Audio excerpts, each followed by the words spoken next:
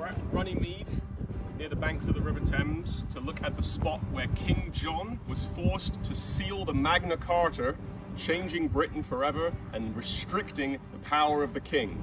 Let's go look at some other sites. So, this baron here represents Baron Robert Fitzwalter, one of the barons who in 1215 forced King John to the table amongst a series of tents here on the fields of Runnymede to seal the Magna Carta, preventing the king from having dictatorship powers over the people of England, to make him accountable to his barons and lords. The name of this site is Runnymede, which means runny meadow or watery meadow, because this field would get flooded by the Thames River just right over there. The Thames is the most important river in England that flows through London and out into the North Sea. We might go look at the Thames as well. We'll go try and find it. But they oftentimes talk about the Magna Carta being signed on the banks of the Thames or the banks of the Runnymede.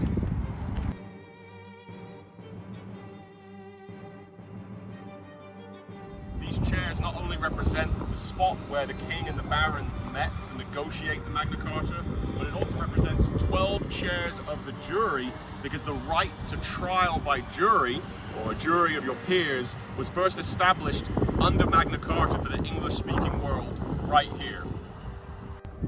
Another right that the King's Magna Carta established here was the right to appeal to be heard by a judge. That everyone who was accused of a criminal offense had the right to appear before a judge. The judge could hear their case.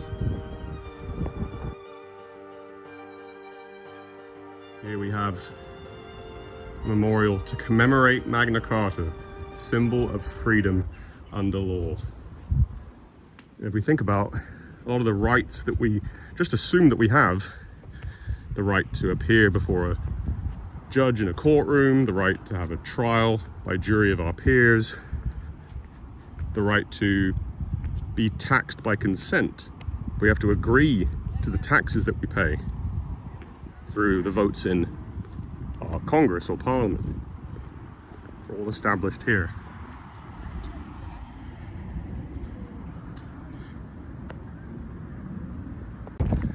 Cousin Dan, thoughts on the Magna Carta? Terrific. Couldn't have said it better myself.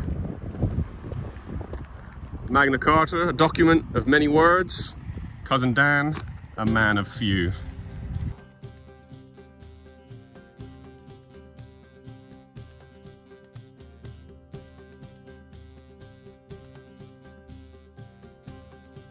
This reflecting pool shows, I think, clause 39 of the Magna Carta.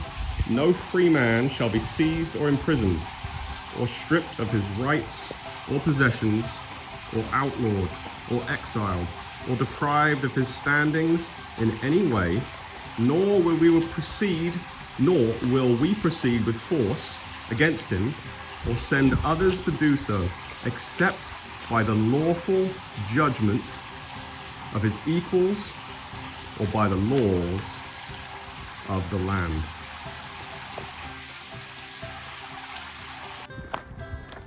So King John, 1215. King John was the brother of Richard the Lionheart, and King John was also the king during the stories of Robin Hood. So of course you remember Robin Hood would rob from the rich and give to the poor, right? Well, that's because King John, in many cases, quadrupled the taxes that the people of England had to pay. He was trying to finance foreign wars, invasions of France, crusades to the Holy Land. That period was well known for people really hating the taxes that King John was placing on them. The taxes were actually the thing that started the Barons' revolt that led to the Magna Carta. Sherwood Forest was hosting Robin Hood and his merry men, hiding out, stealing from the king's tax collectors, like the Sheriff of Nottingham, because of how much King John was oppressing the people of England. Okay, this is the Thames River, England's most important river, and it was the reason for the site being selected at Runnymede. due to its proximity to Windsor Castle and also the river right down here, where the king would have come and gotten off and went up to Runnymede to sign the Magna Carta in 1215. Ask me that question again. Have you touched the water of this river of our nation? I haven't touched it yet. Are you going to touch it? Yeah. You going to put your hand in? All right. How cold is it? An apple. Oh, you found an apple. Does the water feel like freedom? No. Oh, shame.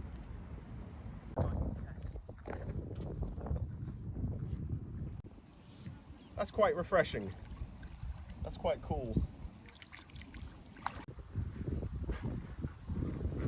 That medieval document, agreed to and sealed by the bad King John, would change the world so dramatically just on the banks of this river.